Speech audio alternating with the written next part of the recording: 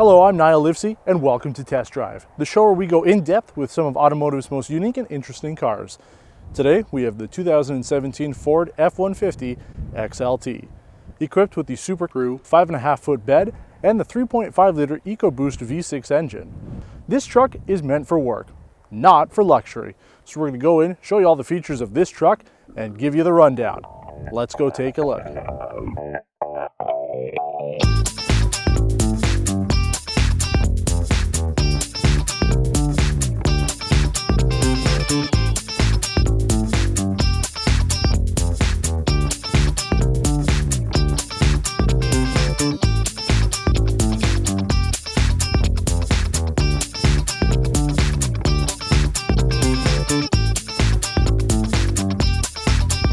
For many, the F-150 represents the solid workhorse, the dependable truck you rely on for business, whether it be in construction, contracting, farming, or anything in between.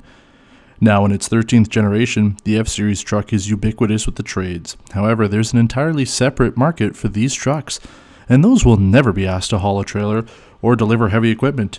Nope, those trucks will be used to get groceries, drive to hockey practice, and end its life with the factory fresh, unlined, and scratchless bed.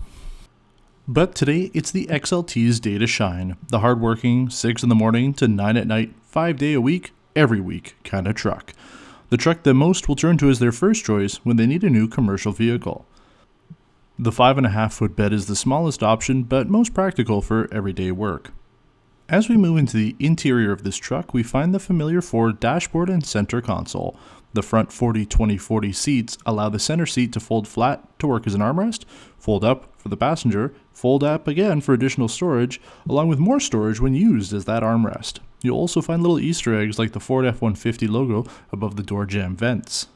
To the left of the steering wheel is the light switch with automatic halogen headlights, fog light switch, and instrument cluster brightness. The center console is infinitely more advanced than the work trucks of decades past, with satellite radio, Bluetooth, CD changer controls along the left of the color screen, and the telephone buttons on the right. Above is traction control, the hazard lights, and the engine auto start-stop.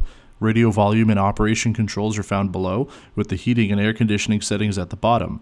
Close to the floor is a USB socket, a small compartment for something like your insurance, and a 12-volt outlet. The steering wheel is pretty much what we find on other Fords, with the instrument cluster controls on the left and the phone and hands-free controls on the right. The basic cluster computer shows some settings along with fuel economy information. As you'd expect with a full-size truck, you have important gauges such as the engine oil temperature, coolant temperature, fuel level, and transmission fluid temperature, along with your standard speed and tach. On the driver's door, you'll find the power window switch and controls for the mirrors, and further down is the central locking and speaker. The rear 60/40 seats can be folded up to store and haul items in the cab, or configured best for your needs depending on the passengers and equipment that you have. However, I think it's about time we go for a drive in this truck. Now, Ford got a lot of flack when they decided to put the V6 in here, and it does kind of struggle to get onto the highway, especially compared to something like a Ram 1500 with a 5.7-liter Hemi. That thing has some power. Now with this, they've got auto start stop on the engine. So as we come up to a stop light or stop sign, the truck turns off. This is going to be the go-to truck for most of the trades. If you're in construction, contracting, things like that, you're going to be buying the Ford F-150 in this trim. You're not going to be going for the Platinum or the Limited because you don't need it. You want to have a truck that's dependable and inexpensive because realistically, you're going to be replacing them every 3 or 4 years. Depends on what you're doing to it, especially in the back bed there. It could get damaged and beat up pretty badly, and one of the things that people were worried about when Ford switched to the aluminum bodies is that they would get destroyed. Now, unfortunately, I don't have any load to be able to put into the back of this truck and to show you how tough it is. And also, I'm not interested in having to pay for the damage. And there we go. Car turns off again. I'm sure somewhere around here you would think that there's a setting for it, but I can't find it. Point is, though, compared to something like the Ram 1500, which I have driven, I drove the 2015 model with the Hemi, and ride quality is about the same, right? It's a comfortable truck as you're driving around. It's smooth, it's big, it's light enough considering how big this vehicle really is. But you do have a lot of blind spots, and that's something that you can address if you buy things like parking sensors or a backup camera. They certainly help. And I think you can even get them now with cameras all over the place and parking sensors all over the place so that you can really be aware of where you're going. And parking these things is very difficult. You know, you become a master at it after doing it for a while, but you'll notice if you're pulling into a parking lot, you'll see the pickup trucks are usually in a position that they can just pull right out instead of having to back in and back out, because really you save yourself a lot of time by being able to just pull into a spot and pull right back out of it. Now you might think that I'm not the type of person that should be reviewing something like a Ford F-150. Half of the people will say because I'm a big guy, this is the type of vehicle that I should be driving. And then the other half say because I focus mostly on luxury cars that I don't know a thing about Fords. Well, that's not true. Like I said, I've driven pickup trucks before, and we're actually living in what I would consider the Ford F-150 capital of Ontario. Our little town here has more Ford F-150s than any other truck.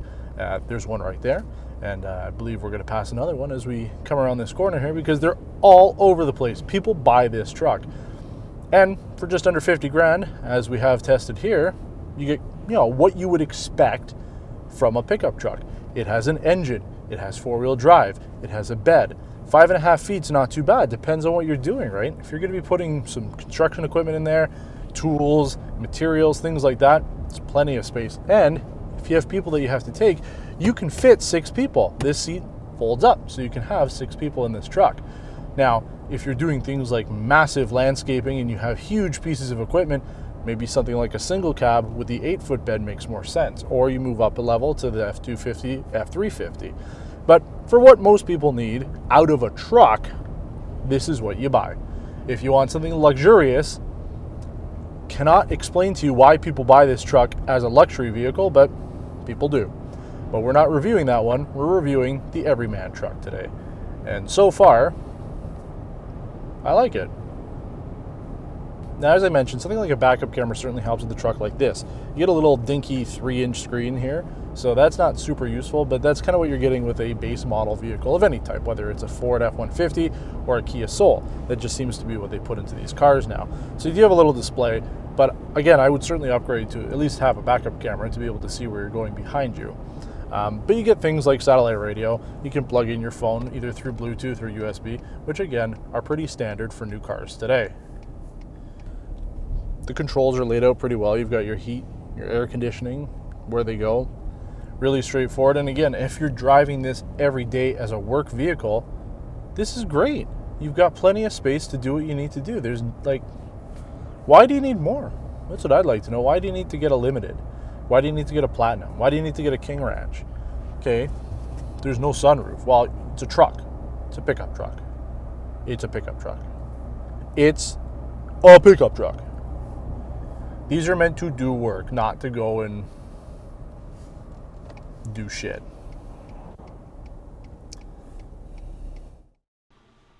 As a work truck, the XLT trim makes the most sense. However, Ford refuses to make the LED or xenon headlamps available on trims below the Lariat. We're at the point now where xenon technology is widely considered a safety feature over a luxury feature, and I think it's awful that Ford forces customers to jump up $16,000 for a basic safety feature such as proper headlights. Aside from that, I would recommend the $400 rear parking sensors, or upgrade to the 301A package for $3,200, which includes the backup camera along with a few other goodies. If you're in the market for replacing your commercial vehicle, I think the XLT is going to do just right for you. Maybe you can even find a set of those LED headlights that you can retrofit in yourself. Other than that, the Ford F-150 is a great work truck, and I'm glad that we've had the opportunity to take a look at the XLT over something like the Limited. Well, I hope you've enjoyed our video about the 2017 Ford F-150. If you have any questions about this truck, please leave a comment below and we'll do our best to answer it. Don't forget to like the video if you did, and subscribe to our channel for more videos like this. Your support helps us make this happen. Until next time, take care.